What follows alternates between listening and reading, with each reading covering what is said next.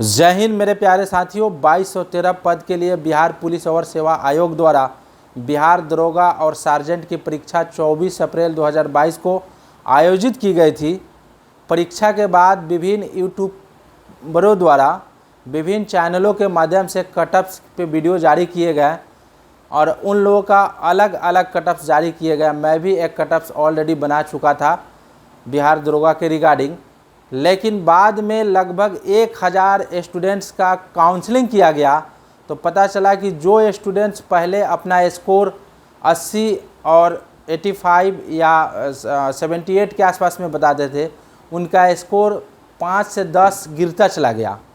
तो स्कोर कम होने के कारण मैं फिर से एक नया वीडियो कटअप्स के रिगार्डिंग बनाया हूँ, तो इसको आप एंड तक ज़रूर देखें क्योंकि यह सबसे सटीक और प्रामाणिकता के साथ तो नहीं कह पाएंगे, लेकिन रिजल्ट के बाद ऐसा अनुमान लग रहा है कि इसी के आसपास में विभिन्न स्टूडेंट्स का कटअप्स हो सकता है।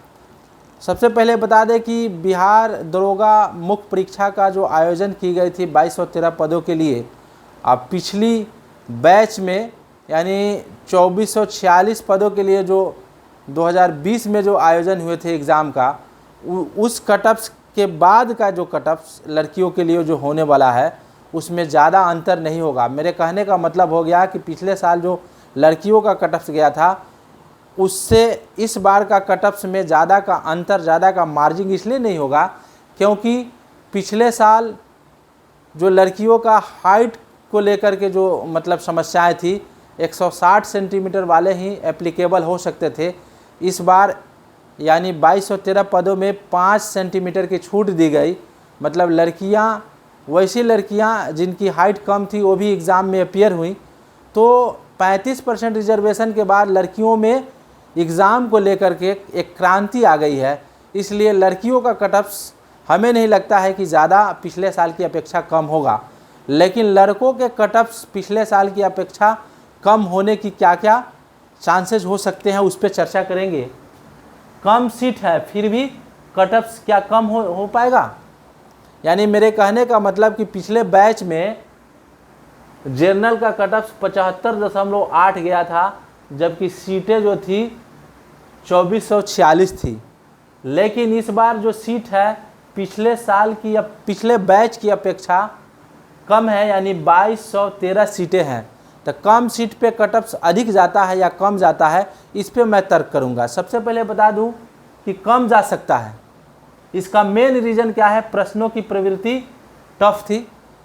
पिछले बैच की अपेक्षा इस साल जो बिहार एसआई मेंस का एग्ज़ाम हुए हैं, प्रश्नों की जो प्रवृत्ति थी, क्वेश्चन का नेचर था, पिछले साल की अपेक्षा कठिन था, यानी टफ था। तो ऐसा अनुमान लगाया जा रहा है कि पिछले साल की अपेक्षा इस साल के जो कटअप्स होंगे कम होंगे। दूसरी अनुमान इसलिए लगाया जा रहा है कि विभिन्न इलेक्ट्रॉनिक मीडिया और प्रिंट मीडिया के माध्यम से जो पेपर लीक की खबर आ रही थी, इस बार बिल्कुल इसकी चर्चाएं नहीं हुई, यानी पेपर वायरल होने की कोई खबर नहीं साबित हुई।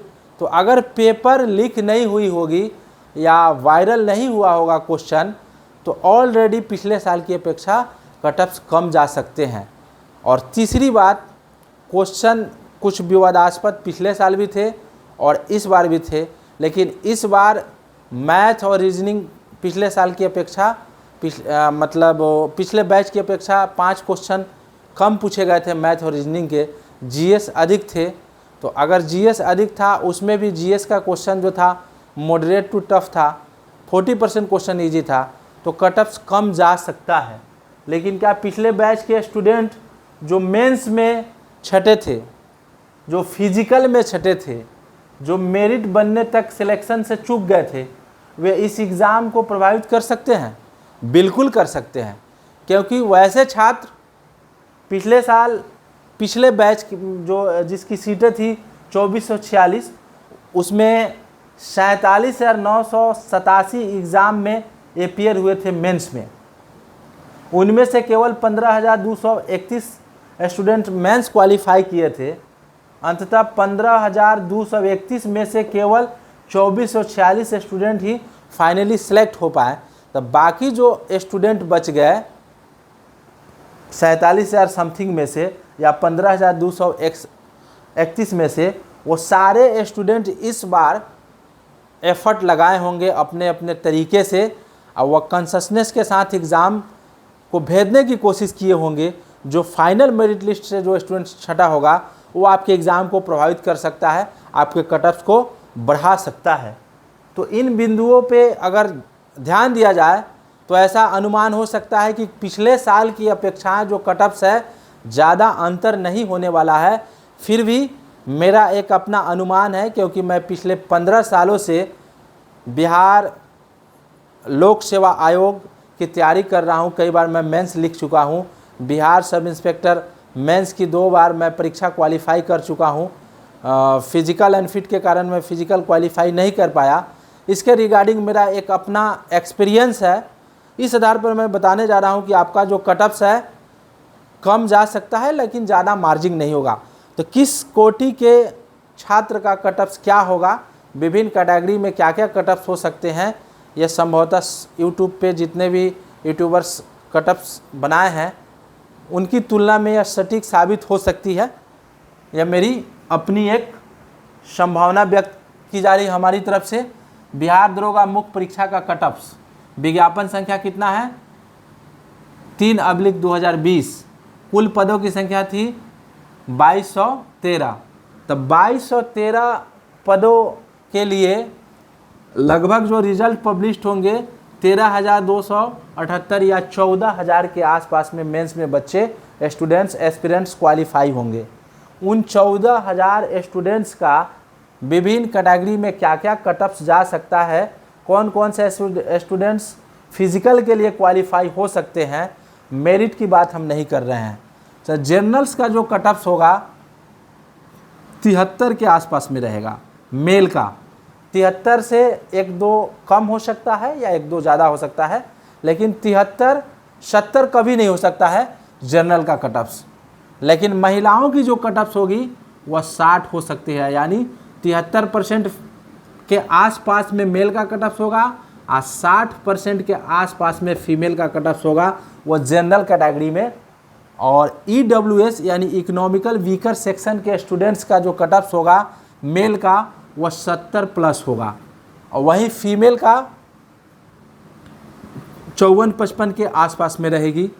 BC का जो कटऑफ्स होगा और जनरल का कटऑफ्स में 2 या 3 का अंतर रह सकता है। तो 71% के आसपास में कटऑफ्स जा सकता है BC का मेल का, और वही BC फीमेल का जो कटऑफ्स होगा 56% के आसपास में जाने की संभावना है। EWS का कटऑफ 70 और BC का कटऑफ 71 और EBC का जो कटऑफ्स होगा यानी 68 से लेकर के 69% के आसपास में जिन लोगों का स्कोर आ रहा है वो फिजिकल के लिए एलिजिबल हो सकते हैं, वो सेफ जोन में हैं। और EBC महिला का जो कटऑफ्स होगा वो 50% के आसपास में होगा। वही SC मेल का जो कटऑफ्स होगा 65% होगा, और SC फीमेल का कटऑफ जो होगा 45% हो सकता है। ST का कटऑफ्स SC से 2% ज़्यादा होगा, यानी 67% के आसपास में होगा, और ST फीमेल का जो कटऑफ्स होगा 52% के आसपास में होगा। BC महिला जो अलग से 3% रिजर्वेशन दी गई है उसका कटऑफ 54-55 के आसपास में रहने की संभावना है, और फ्रीडम फाइटर्स का जो कटऑफ्स होगा वह मेल फीमेल का 58 के आसपास में होंगे। तो इसलिए इससे आपको कम कटऑफ संभवतः नहीं हो सकती है। कम कटऑफ्स अगर 1-2% जा भी सकता है तो फाइनल सिलेक्शन में आप छट जाएंगे, क्योंकि इसमें कटऑफ्स हाई होने के पीछे एक और रीज़न हो सकता है कि जितने भी स्टूडेंट्स हाल ही में NTPC के एग्ज़ाम दिए हैं, BPSC की तैयारी कर रहे हैं, BPSC प्रीलिम्स की सामने एग्ज़ाम है और विभिन्न प्रतियोगिता परीक्षा चलती रहती है, तो जो लोग वर्षों से तैयारी कर रहे हैं वो आपके कटऑफ्स को प्रभावित कर सकते हैं।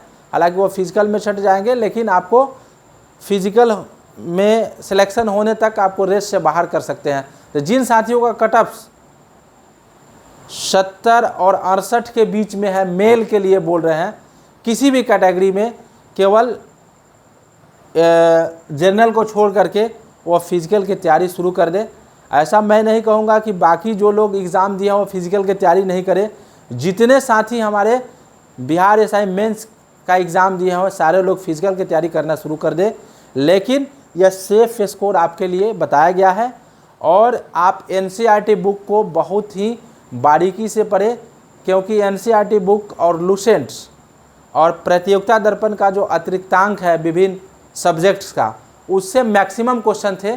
आपको डीपली पढ़ना चाहिए और वन लाइनर पढ़ने के चक्कर में आप रहते हैं, जिसकी वजह से आपका कट ऑफ लो जाने लगता है। और कंसेप्चुअल क्वेश्चन पढ़ें और विभिन्न टॉपिक का नोट्स बनाएं। मैं आशा करता हूं कि वीडियो आपको अच्छा लगा होगा। अगर यह वीडियो आपको अच्छा लगे तो लाइक, शेयर और सब्सक्राइब ज़रूर कीजिएगा। और दोस्तों कमेंट में बताइएगा कि आपका स्कोर कितना गया। फिर मिलते हैं अगले वीडियो में। जय हिंद, जय भारत।